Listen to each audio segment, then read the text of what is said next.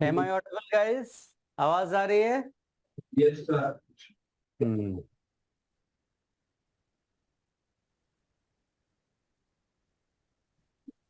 चलिए, लिखिएगा cyclic process.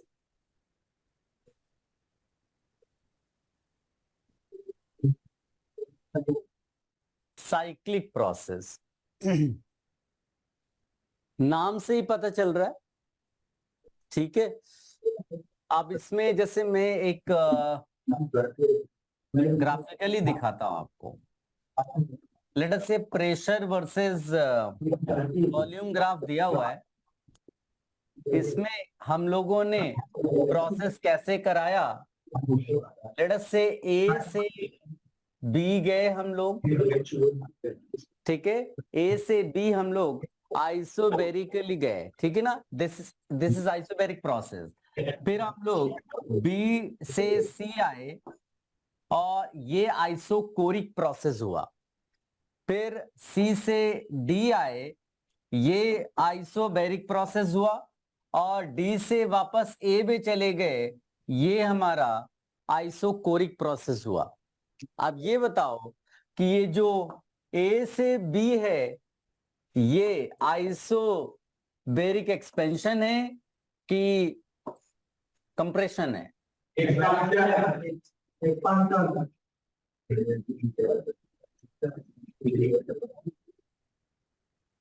ठीक है, रिवर्सिबल आइसोबेरिक एक्सपेंशन। फिर बी से सी, ये रिवर्सिबल आइसोकोरिक।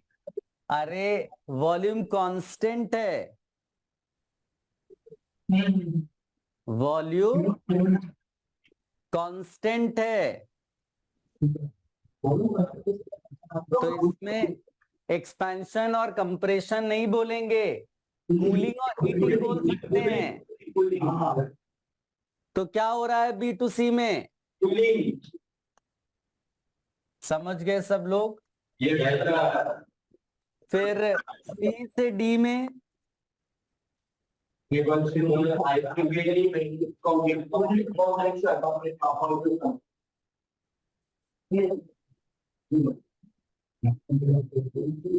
और डी टू ए,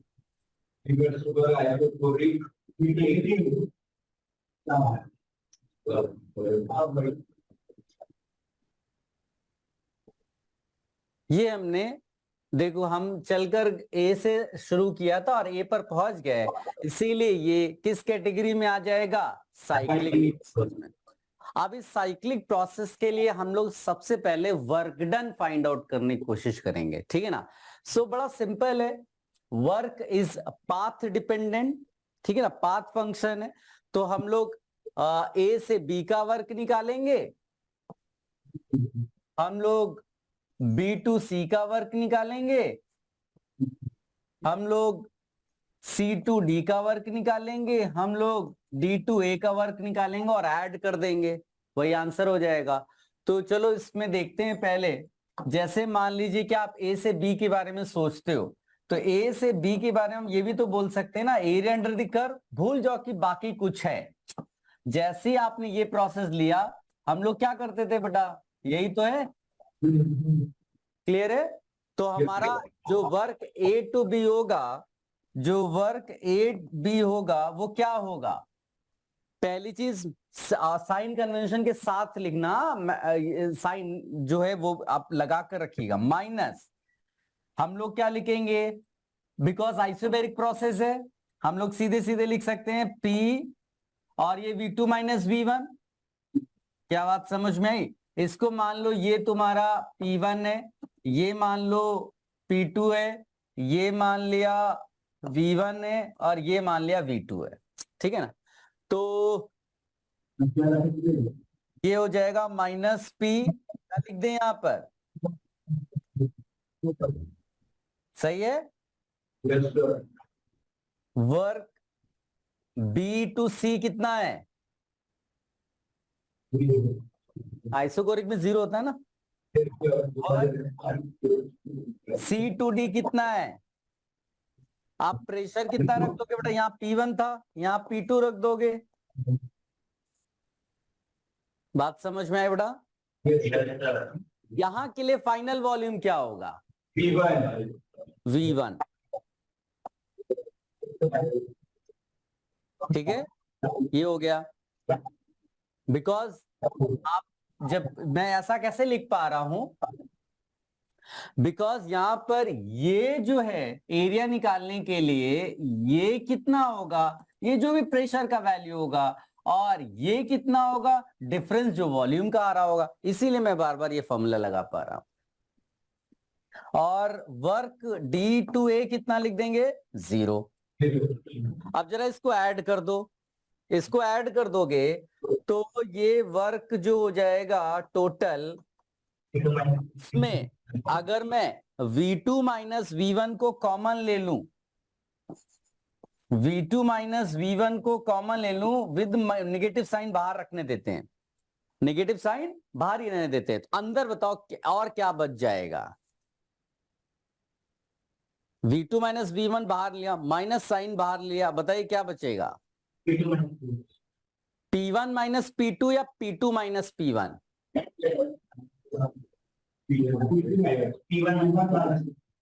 ध्यान से देख लिया? तो ये हो जाएगा P1 माइनस P2। अब इसको जरा इससे एक बार कंपेयर करते हैं। अगर मैं तुमसे बोलूं कि बेटा ये वाली जो लेंथ है इसकी वैल्यू बताइए, तो क्या बोलोगे? P1 या P1 minus P2? P1 minus P2, क्योंकि P1 बड़ा है। बिल्कुल सही है, P1 माइनस P2। और ये वाली length V2 minus V1, V2 minus V1, V2 minus V1। तो ये P1 minus P2 multiplied by V2 minus V1 है क्या? ये जो हमने एक रेक्टेंगल सा बना रखा है, इसका ही तो एरिया है।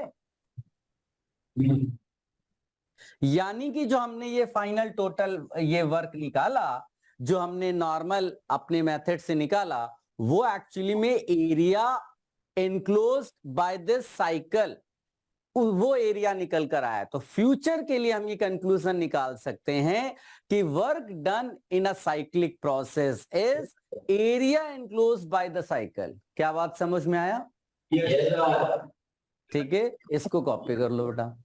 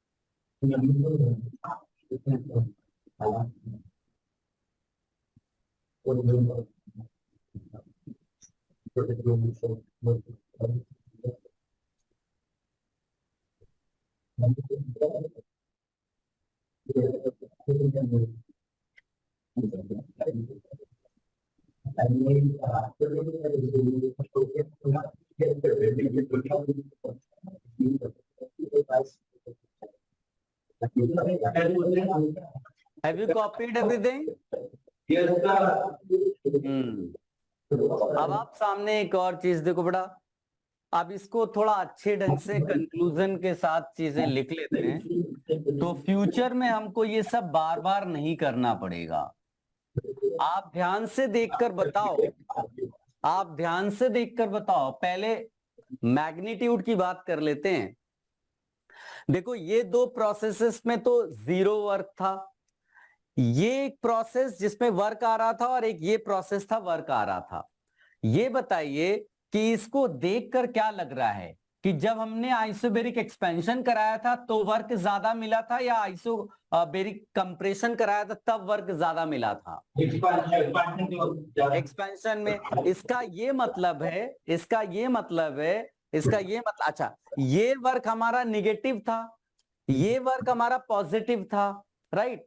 ये work negative, because sign convention के हिसाब से हम लोग एक्सपेंशन को work done by system that is negative लेते हैं, और ये आपका पॉजिटिव था। नेट रिजल्ट इसका क्या आएगा? निगेटिव आएगा, राइट? अब कंक्लूजन फ्यूचर के लिए क्या निकालेंगे कि अगर कभी भी क्लॉकवाइज आपको दिखाई दे रहा हो साइक्लिक प्रोसेस, क्लॉकवाइज, तो क्लॉकवाइज अगर आपको दिख रहा हो तो हम लोग जो भी एरिया निकालेंगे enclosed by the cycle, area enclosed by the cycle, उसमें हम लोग बस माइनस साइन लगा देंगे and that is work. Sign के साथ चीजें क्लियर होनी चाहिए। अगर ये एंटी क्लॉकवाइज हो, काउंटर क्लॉकवाइज हो, तो हमको कुछ नहीं करना है ज्यादा, केवल मैग्नीट्यूड निकाल लेना, एरिया निकाल देना है, area enclose by the cycle, और वहां बस प्लस, और कुछ नहीं। तो फ्यूचर में हमने जो ये वर्किंग की है इसको हम डायरेक्टली यूज करेंगे।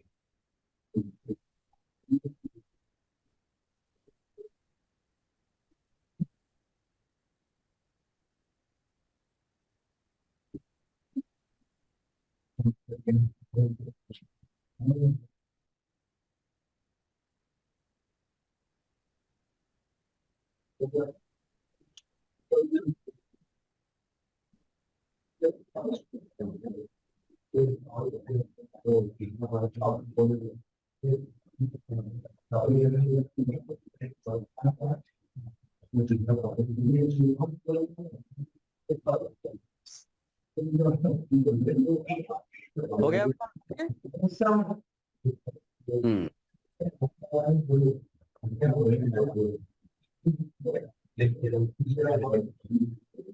एक और एनालिसिस करते हैं साइक्लिक प्रोसेस में to understand things in a better manner.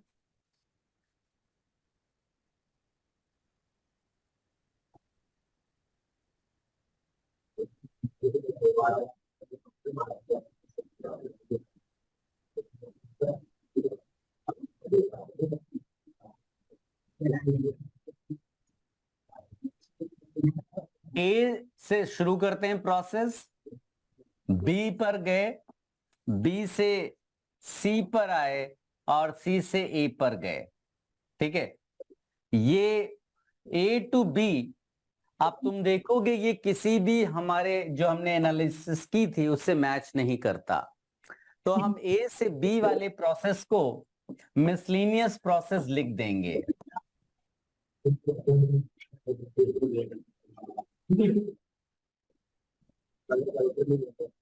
B to सी ये हमारा आइसोकोरिक प्रोसेस होगा, सॉरी आइसोबेरिक प्रोसेस,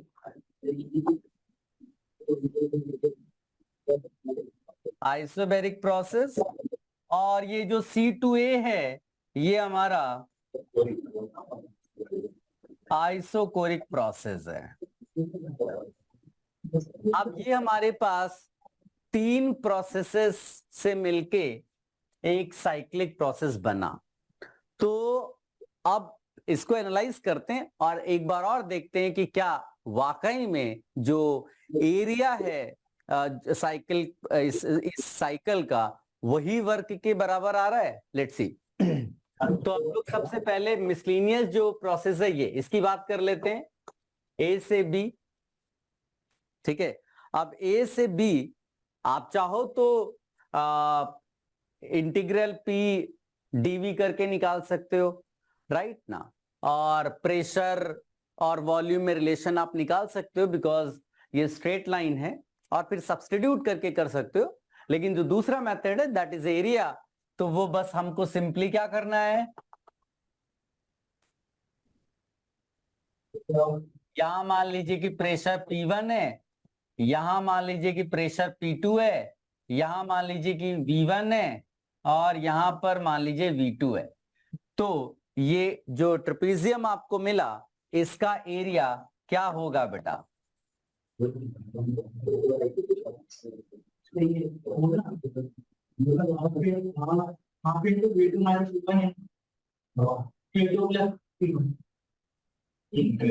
दो पैरेलल साइड्स हो गई ट्रेपेजियम की। एरिया ना ट्रेपेजियम का कैसे निकालते हैं बेटा? हाँ, sum of the parallel sides divided by 2 into distance between parallel sides. ठीक है, आप उससे निकालिएगा। इसको दूसरे तरीके से भी ऐसे लिख सकते हैं, इसको दूसरे तरीके से भी ऐसे लिख सकते हैं, हाफ ये जो एरिया ऑफ द ट्राइंगल है ये यहाँ ये किया, और प्लस ये नीचे वाला पार्ट दिख रहा होगा। तो ये तुम सीधे सीधे यहां लिख सकते हो V2 minus V1 in P1 minus P2, because P1 की वैल्यू में ज्यादा ले रहा हूं इसलिए बार बार P1 ग्रेटर देन P2 है, वैल्यू वाइज आप देखना। प्लस ये जो आपको नजर आ रहा है रेक्टेंगल, तो ये हो जाएगा P2 V2 माइनस V1। सही है बेटा? मैंने ऐसा इसलिए लिखा बिकॉज हमको आगे कैलकुलेशन थोड़ा सिंपल करना था। ये हो गया। अब ये वर्क हो गया तुम्हारा ए से बी में, वर्क ए से बी करना क्या है, इस पूरे उसमें नेगेटिव साइन लगा देना है। ठीक है, और बिकॉज ये एक्सपेंशन था। फिर वर्क बी टू सी कितना है बेटा? Work B to C, work B to C में आप सिंपल ये एरिया देख सकते हो रेक्टेंगल का, and that is how much. Because ये कंप्रेशन हो रहा है इसलिए अब हम लोग क्या करेंगे, यहां पर वो माइनस माइनस अपना या फाइनल माइनस इनिशियल करके भी प्लस ही हो जाएगा, तो इसको हम लिख देंगे P2 और ये हो जाएगा तुम्हारा V2 माइनस V1। क्या सही है? चेक कर लो।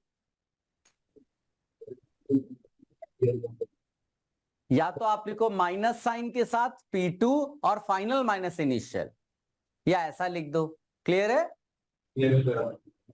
और वर्क C2A, ये B2C था बेटा, वर्क C2A कितना होगा? आइसोकोरिक 0 हो जाएगा। तो work in a cyclic process कितना हो जाएगा? ऐड कर दो सबको। तो ध्यान से देखने से पता चला ये कैंसिल हो गया। अब एंड में रिजल्ट क्या आ रहा है? केवल ये बच रहा है, and that is minus half. ये हो जाएगा तुम्हारा V2 minus V1 and P1 minus P2, और half V2 minus V1 P1 minus P2 ये एक्चुअली ट्राइंगल का एरिया है। ठीक है, ये तो हम लोग फिर से उसी कंक्लूजन पर पहुंच गए कि क्लॉकवाइज जो साइक्लिक प्रोसेस है तो आप साइन नेगेटिव रखिएगा, और जो वर्क का मैग्नीट्यूड होगा that will be equal to area of the cycle.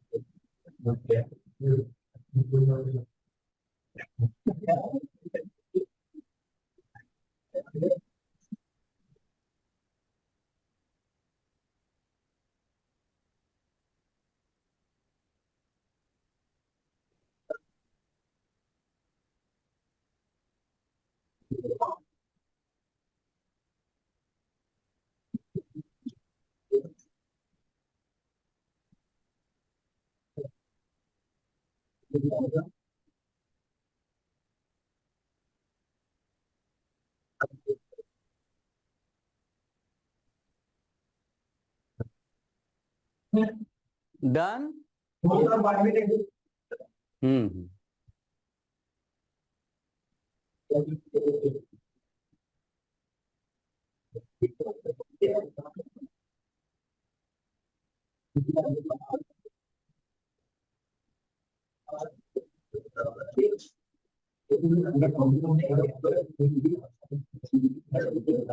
इस साइक्लिक प्रोसेस के लिए या किसी भी साइक्लिक प्रोसेस के लिए डेल्टा यू कितना होगा? 0, बिकॉज वो स्टेट फंक्शन। डेल्टा एच कितना होगा? 0। ठीक है, और W आप निकाल चुके हो, और Q होता है डेल्टा U माइनस W। ये 0 है, ये पता है आपको वर्क डन। Q भी आ गया साइक्लिक प्रोसेस के लिए। Q, W, delta U, delta H, यही तो ऑब्जेक्टिव है निकालना।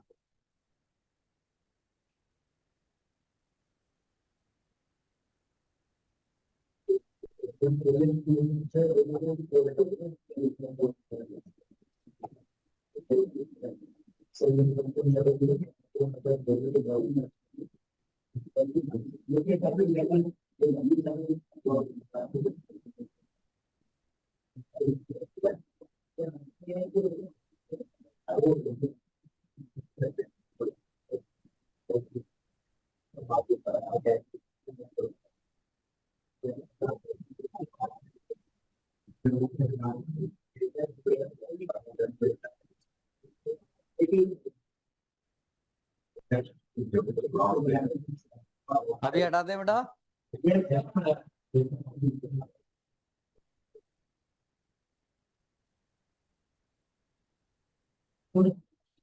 चलो, तो बहुत सारा हमने अब थियोरेटिकल डिस्कशन कर लिया, लेकिन एक्चुअल एग्जाम में तो बेटा क्वेश्चंस आने वाले हैं।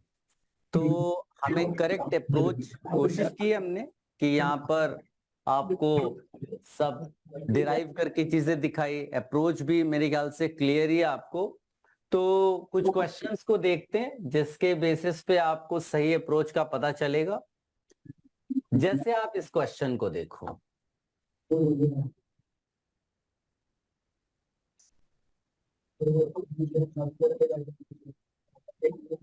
आप जरा इसको 5 मिनट्स एनालाइज करो बेटा। क्या आप किसी रिजल्ट तक पहुंच पा रहे हो? अच्छे से क्वेश्चन रीड करो। आप हमेशा क्या करो बेटा, सबसे पहले प्रोसेस पहचानो। सबसे पहले प्रोसेस पहचानो। उस प्रोसेस से रिलेटेड, प्रोसेस का अपना डेफिनेशन है, प्रोसेस से रिलेटेड इक्वेशंस को पहचानिए, ठीक है, या उनके बारे में सोचिए, फिर उनसे रिलेटेड जो वर्क क्यू यानी heat, delta U, delta H, इनके लिए जो कैलकुलेशंस किए हैं उनको जाकर एक बार देखिए, आंसर आएगा। नेचर ऑफ द प्रोसेस को भी देखना, रिवर्सिबल है कि इरिवर्सिबल है, ये नहीं कि बस लग गए, कुछ भी लगा दिया।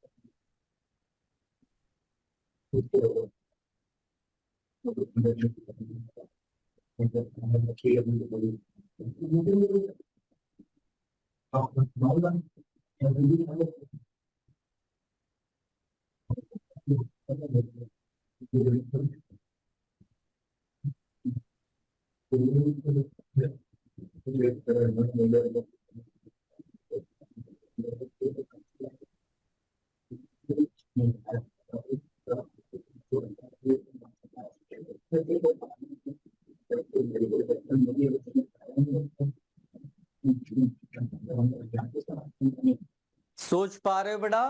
Yes, sir. यूनिट्स का ख्याल रखना, नेचर ऑफ द प्रोसेस, क्या चीज यूज करेंगे फॉर्मूला वाइज, और यूनिट्स।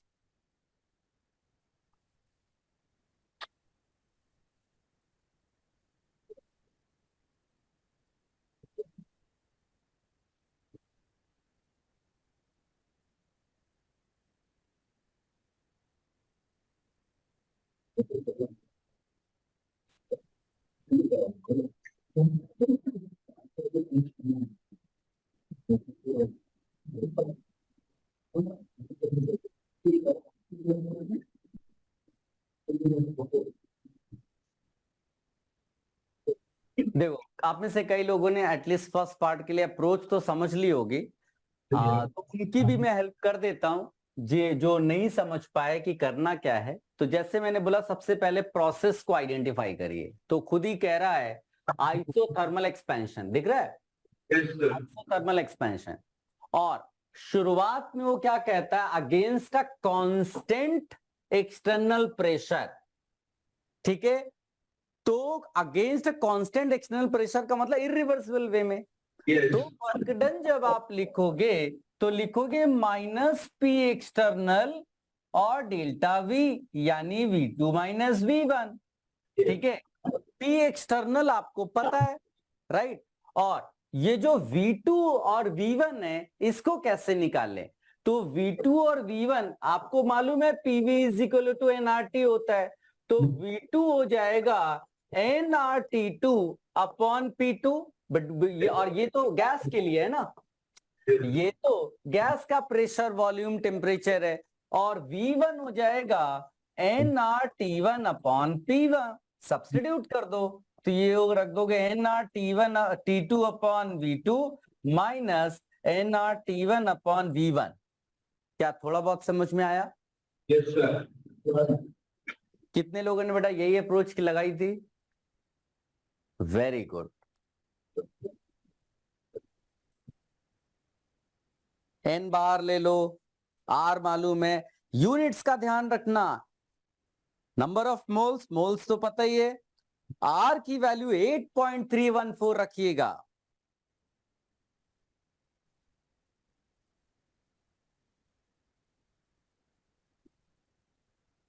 और एटीएम लीटर को जूल में कन्वर्ट करने के लिए क्या मल्टीप्लाई करते हैं बेटा?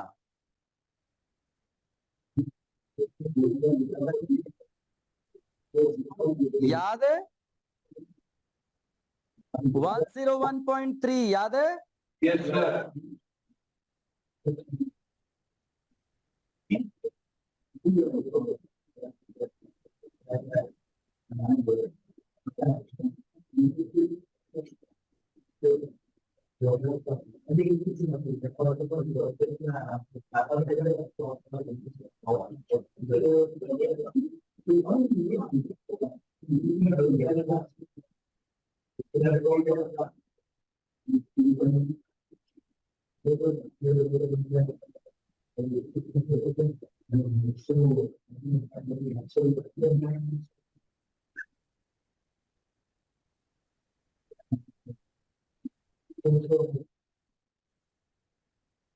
अगर यूनिट्स में दिक्कतें आए तो आप ये सब्स्टिट्यूट कर देना।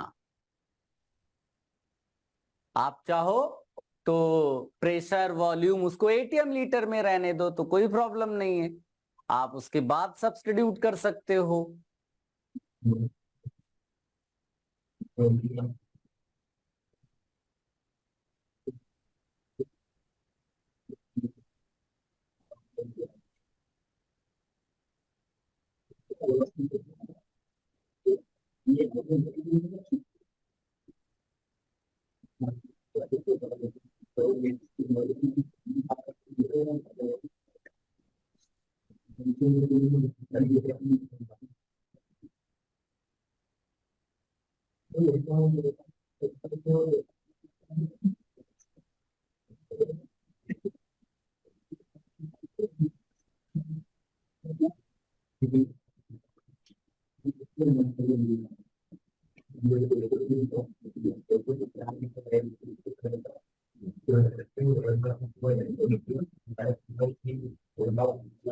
T2 T1 सेम है बेटा।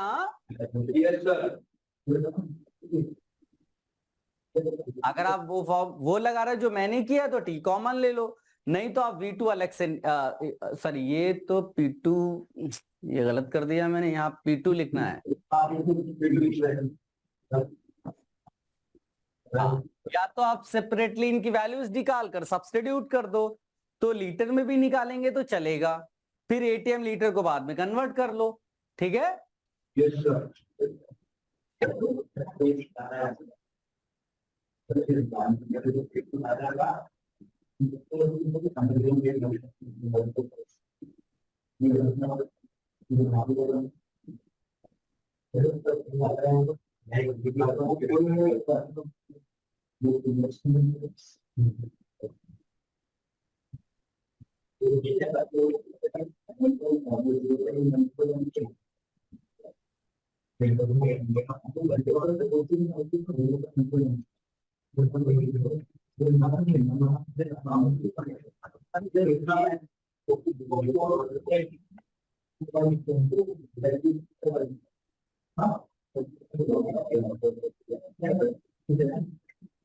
देखो ये प्रेशर बेटा मेगा पास्कल में दिया है, उसका ख्याल रखा कि नहीं तुम लोगों ने?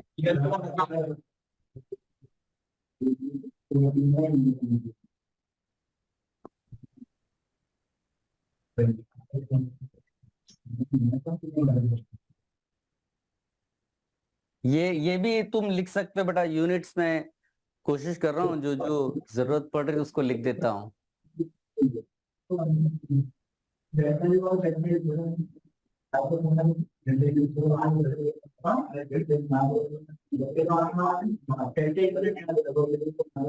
कितना वर्क आया?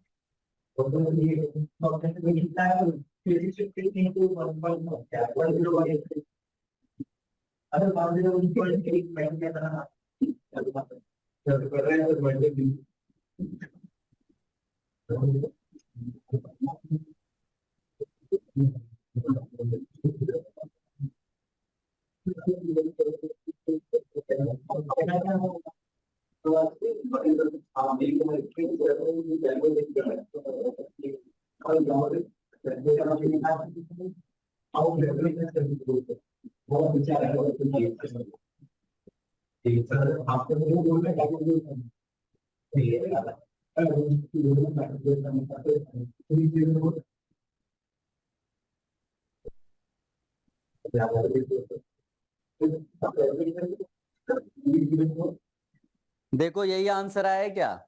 Yes, sir.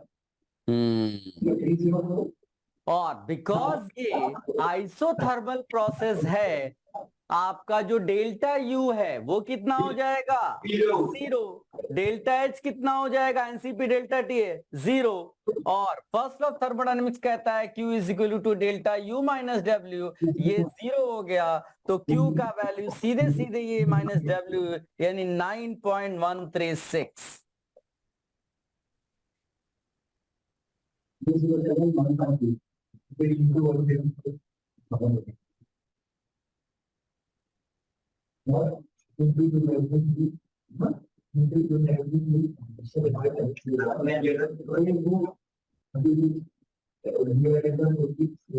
हो गया?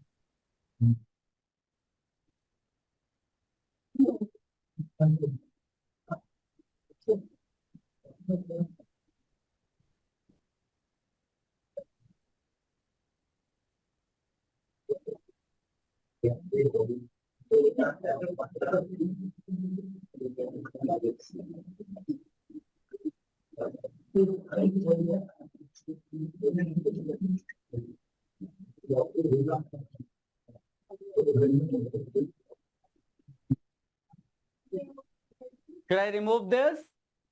Yes, sir. हाँ, अब तुम इसका सेकेंड पार्ट देखो। सेकेंड पार्ट में वो खुद ही कहता है रिवर्सिबली, तो तुमको तो जो फॉर्मूला डिराइव किया था सीधे सीधे उसको यूज करिए, क्योंकि अब आप कांस्टेंट प्रेशर नहीं ले सकते ना। तो W इज इक्वल टू हम लोगों ने क्या लिखा था? -2.303 nRT log बेस 10। यहाँ क्या था बेटा? V1 by V2 या V2 by V1? V2 by V1. इसको हम लोग लिख सकते हैं 2.303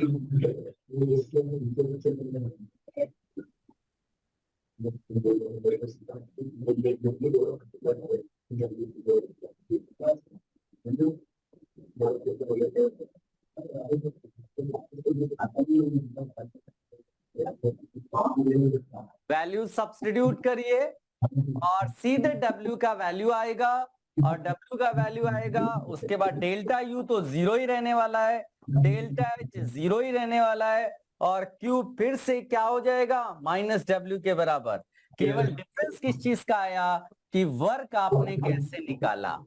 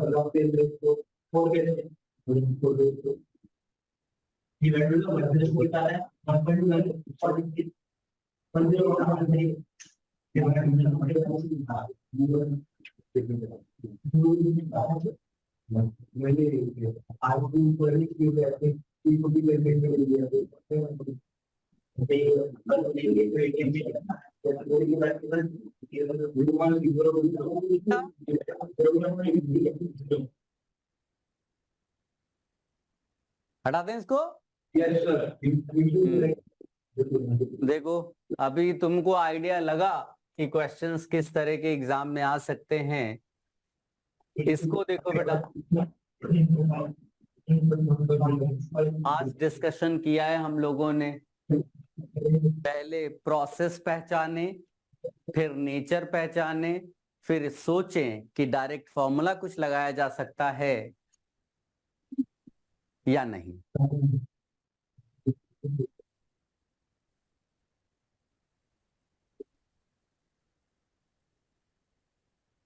सबसे पहले तो मोल्स निकाल लेना बेटा। Yes, sir.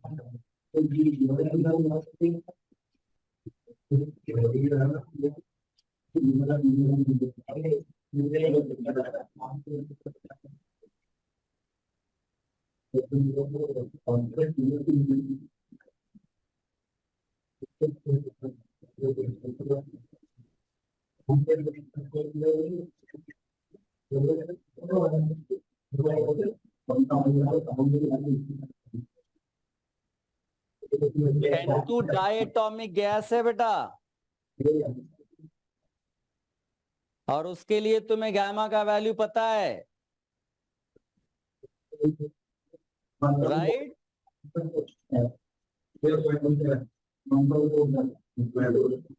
बिकॉज जिन्हें नहीं आया उनके लिए प्रोसेस क्या है? एडियाबैटिक प्रोसेस है और रिवर्सिबल है। तो क्या सीधे सीधे हम लोग फॉर्मूला नहीं लगा सकते बेटा? कौन सा फॉर्मूला लगाओगे? क्या रिलेशन है? Work done equal to minus of P1 V1 minus P2 V2 by gamma minus 1. हाँ वो तो ठीक है, सीधे तुम रिलेशन क्यों नहीं लगा सकते हो? T1 to the power gamma minus 1 is equal to T2 V2 to the power gamma minus 1. Yes, sir. Yes.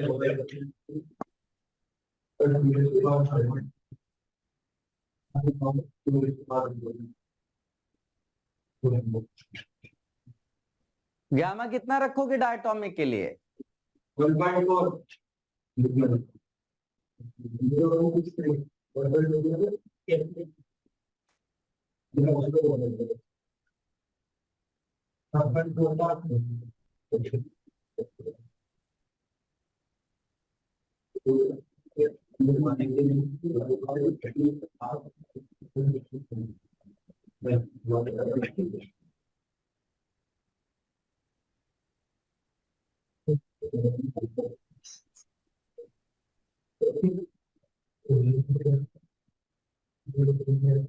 बताइए बेटा T2 कितना आता है?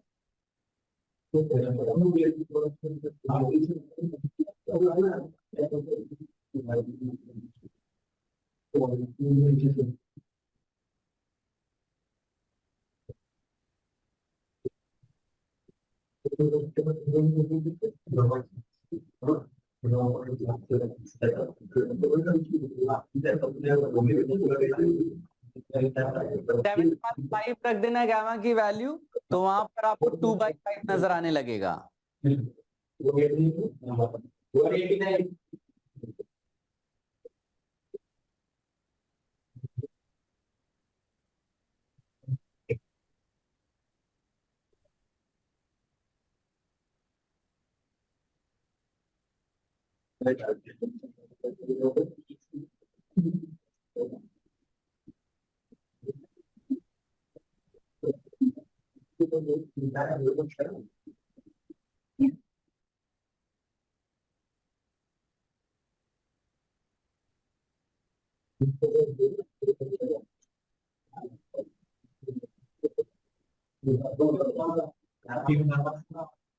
The value which I have with me is 396 Kelvin.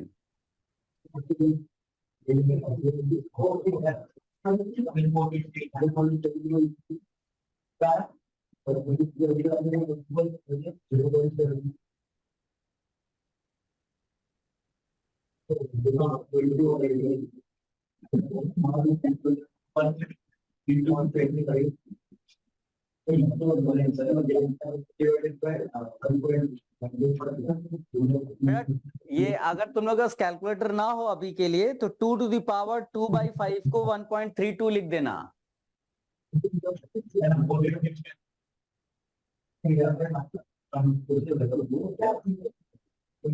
2 to the power 2/5 को 1.32 लिख देना।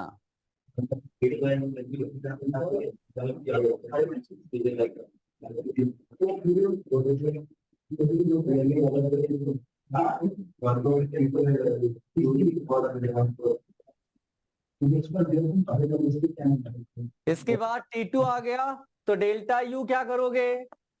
NCV T2 minus T1। Answer CV पता ही है आपको। डेल्टा H क्या करोगे? डेल्टा H भी पूछा है, हाँ, NCP T2 minus T1, right. और एडियाबेटिक प्रोसेस है तो आपको Q इज इक्वल टू तो 0 कर देना है, और ये होता है डेल्टा U माइनस W, तो आपको W का वैल्यू भी पता चल जाएगा। ठीक है, वरना आप फॉर्मूला लगाकर निकाल सकते हो। अगर केवल वर्क पूछा होता तो P1 V1 minus P2 V2 upon gamma minus 1।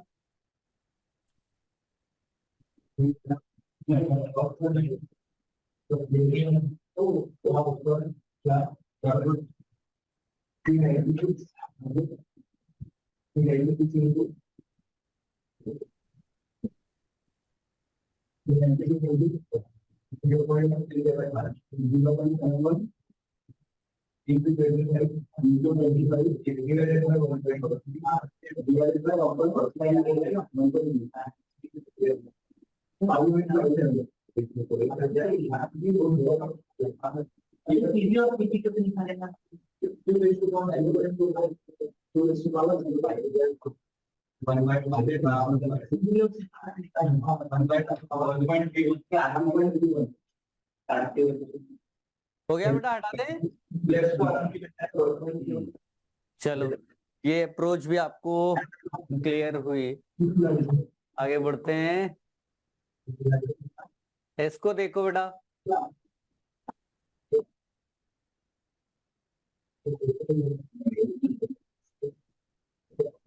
ध्यान देना,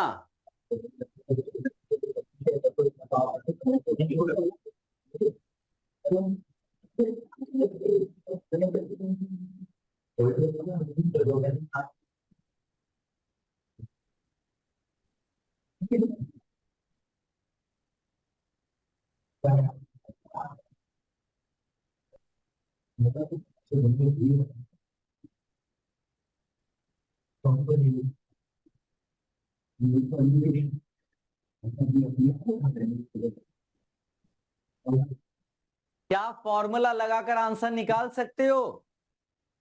P PV to the power gamma is equal to constant, या फिर T1 V1 to the power gamma minus 1 equal to T2 वो लगा सकते हैं क्या? नहीं लगा सकते हैं, ये इरिवर्सिबल प्रोसेस है। TV to the power gamma is equal to constant या TV to the power gamma minus 1 is equal to constant, that is valid only for reversible. तो यहां नहीं लगा सकते, इसीलिए कुछ और अप्रोच सोचो। Try to relate delta U and W, उनमें टेम्परेचर होगा और उसको एक इक्वेशन बनाकर कुछ सॉल्व करने की कोशिश करो।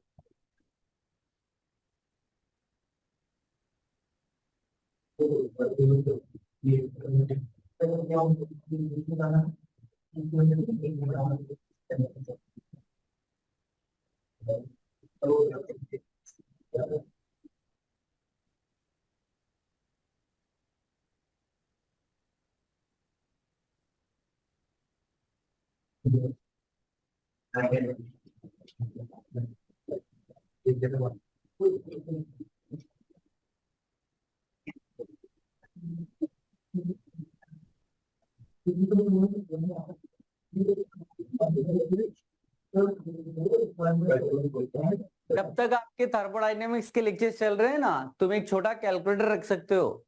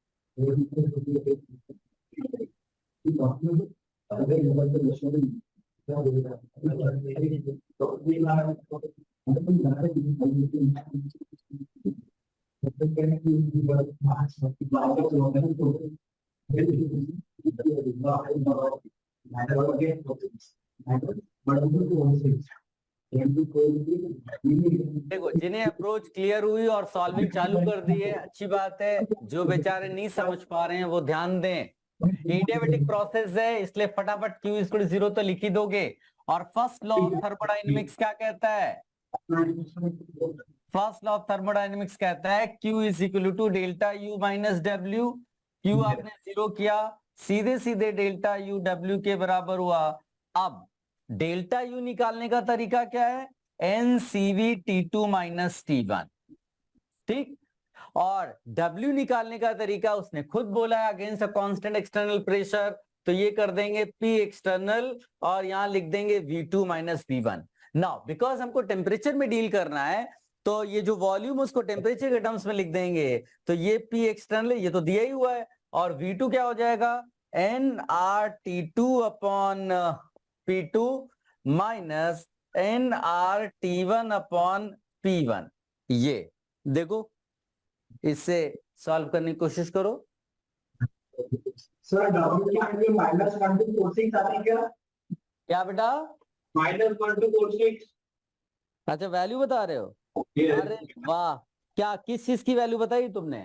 वर्क वर्क की वैल्यू इतनी बताई है तुमने, बिल्कुल सही बताई है। मेरे पास जो आंसर दिया है वो है -1247 जूल। ये इसका यही तो कुछ बोला है ना तुमने? Yes sir. हाँ।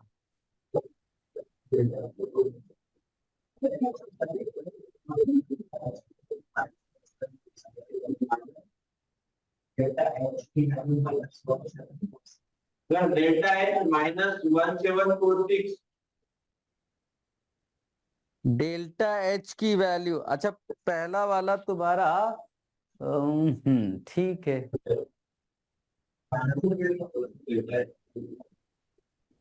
डेल्टा एच की वैल्यू कितनी बताई? -1746। बिल्कुल सही, वेरी गुड बेटा।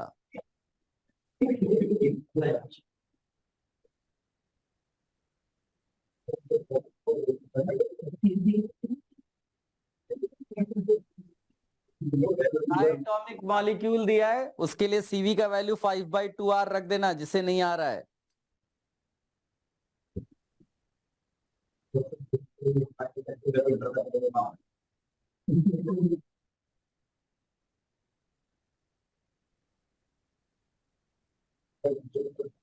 सबने सोच लिया हो तो आगे बढ़े।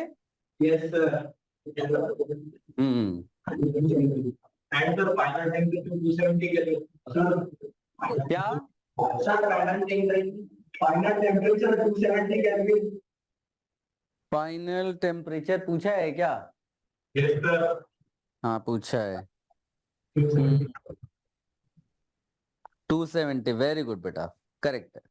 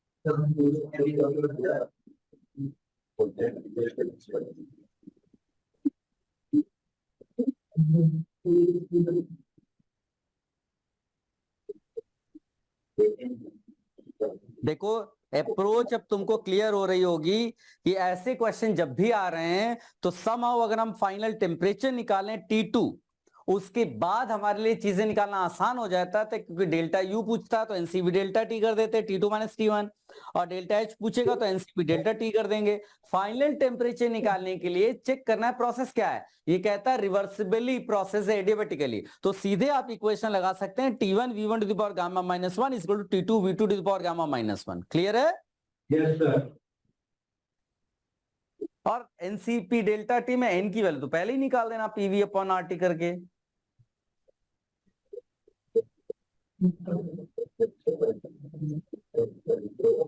अप्रोच समझने की कोशिश करो। Yes sir.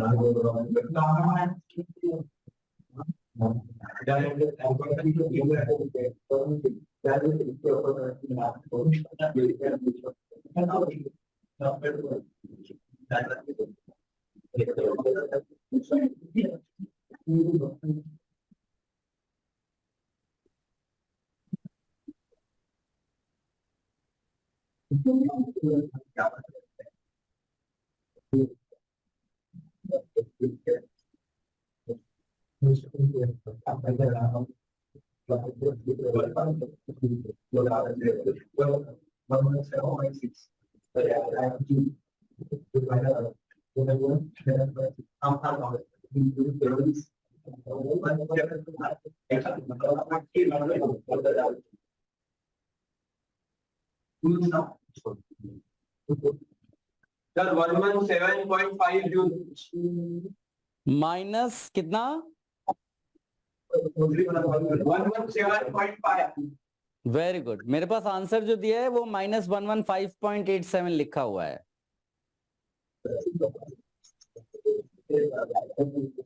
वो एक्चुअली सीपी का वैल्यू इन्होंने दे रखा है ना। Yes sir. हम्म,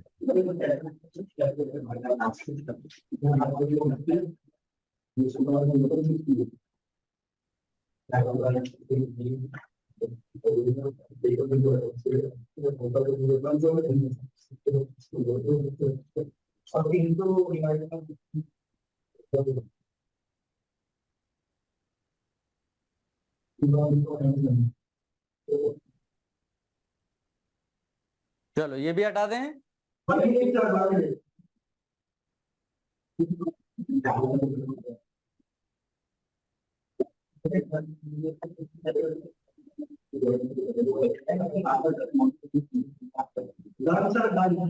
हम्म,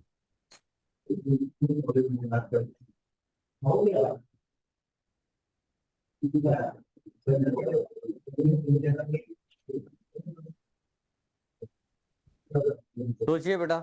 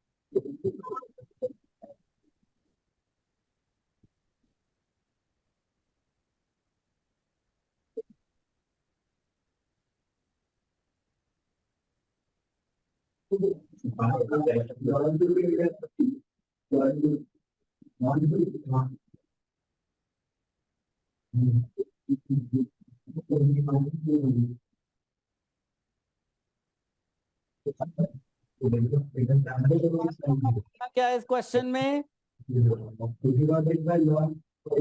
जिन्हें स्ट्राइक नहीं कर रहा है उनके लिए बेटा डिग्री ऑफ फ्रीडम आप तभी निकाल पाओगे, बिकॉज इसको पढ़ने से इतना तो समझ में आ रहा है कि ये इडियाबैटिक प्रोसेस है।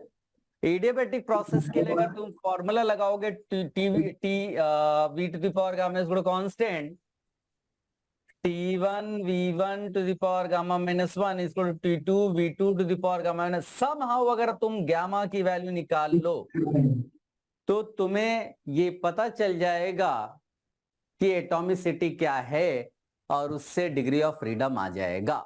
डायटोमिक। बस यही तो चाहिए बेटा। जिसने डायटोमिक बोला उसका नाम क्या है? ये कम आंसर देता है क्या या नाम कम बताया है? बट वेरी गुड बेटा। तो गामा की वैल्यू 1.4 आनी चाहिए। देखो चेक करो बेटा सबको।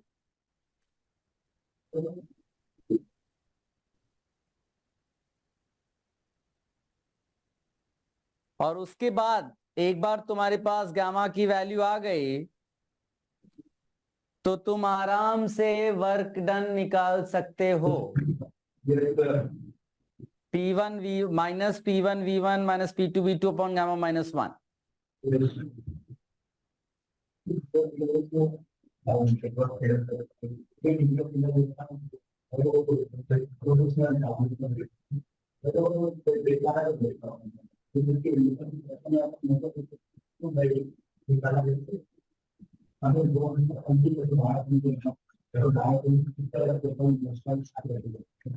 वो कहता है obtain an expression for the work done by the gas during the expansion as a function of the initial pressure and volume. तो P1 V1 to the power gamma is P2 V2 to the power gamma लगाइए.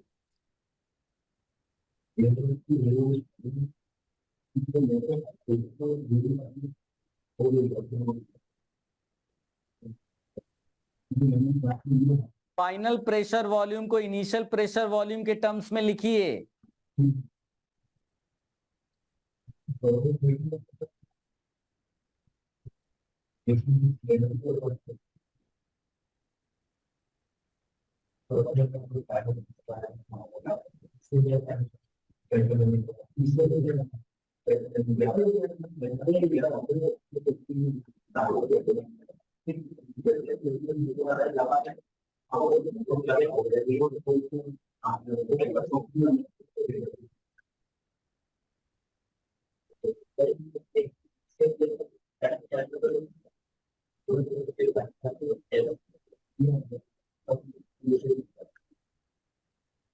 Answer बता दूं बेटा?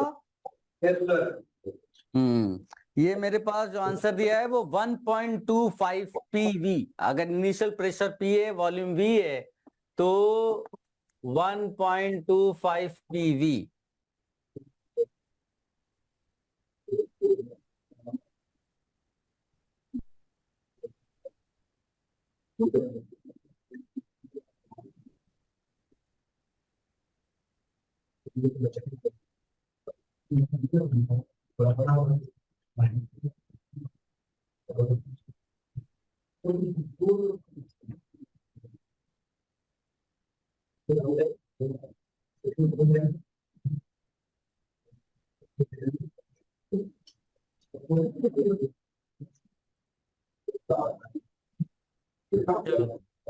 देखो और ले लो इधर.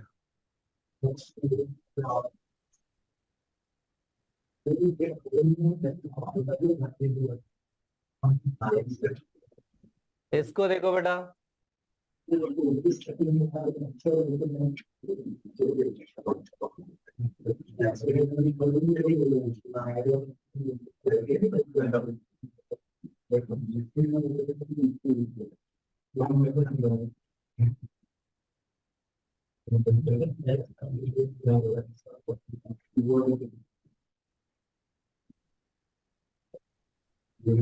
जिन्हें आइडिया लग गया उनका अच्छी बात है, जिन्हें नहीं लग रहा है, आइसो एनर्जिक का मतलब है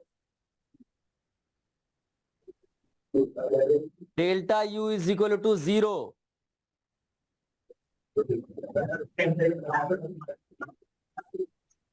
डेल्टा U की वैल्यू 0 ले लो, which means process is isothermal. Isothermal reversible process को यूज करो. सीधे फॉर्मूला लगा दो. W is equal to minus 2.303 nRT log V2 by V1. n की वैल्यू 1 दी हुई है और एक बार आपको W आ गया, डेल्टा U 0 है, Q भी आपके पॉकेट में आ गया.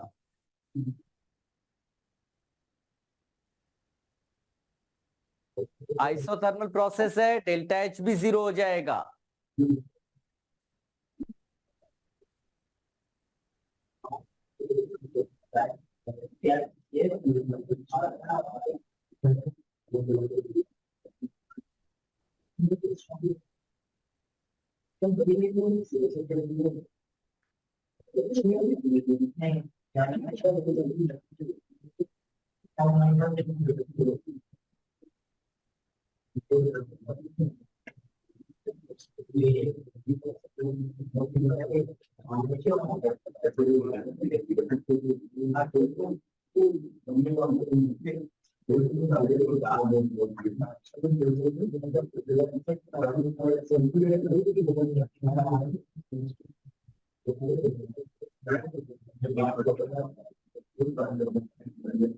आया क्या किसी को बेटा? हाँ हाँ,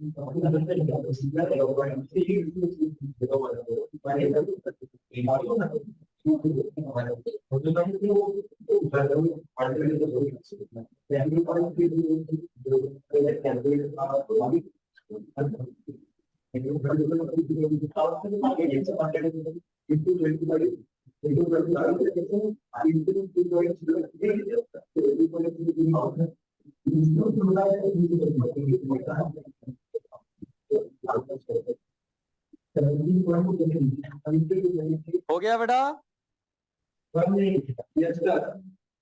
यस बोल, आंसर बोलो। 1721 वेरी गुड, वेरी गुड।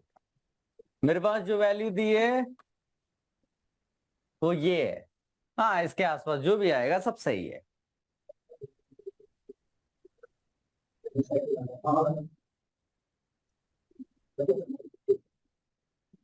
ये W पता चल गया, डेल्टा U अपने को मालूम ही है 0 है, तो Q is equal to delta U minus W। सीधे सीधे आपको Q भी आ गया, डेल्टा H भी 0 हो जाएगा, NCP डेल्टा T।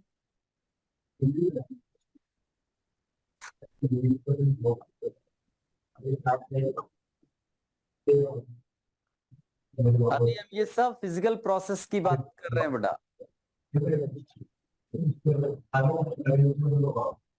चलो, सो मेरे ख्याल से प्रॉब्लम सॉल्विंग अप्रोच भी आपके दिमाग में गई होगी। तो नेक्स्ट लेक्चर में मैं कुछ क्वेश्चंस की प्रैक्टिस कराऊंगा, आप अच्छे से रिवाइज करके आना बेटा। अभी तो तुमने क्या फॉर्मूलाज वगैरह देख भी लिए होंगे, ठीक है ना, लेकिन नेक्स्ट टाइम जब आप शुरुआत में ही लेक्चर में बैठेंगे सॉल्विंग के पर्पज से, तो आप बिना देखे करिएगा, ठीक है। कैलकुलेटर आप यूज कर सकते हैं अगर आपको लगे कि कैलकुलेशन टफ है, जैसा अभी सब्जेक्टिव कराएं, नेक्स्ट टाइम ऑब्जेक्टिव क्वेश्चंस करने को दूंगा मैं आपको। तो अगर लगे तो कैलकुलेटर यूज कर सकते हैं इसमें टाइम सेव करने के लिए, बट रिवाइज करके अच्छे से नेक्स्ट लेक्चर पे आइएगा, ठीक है। चलो अभी करो आप।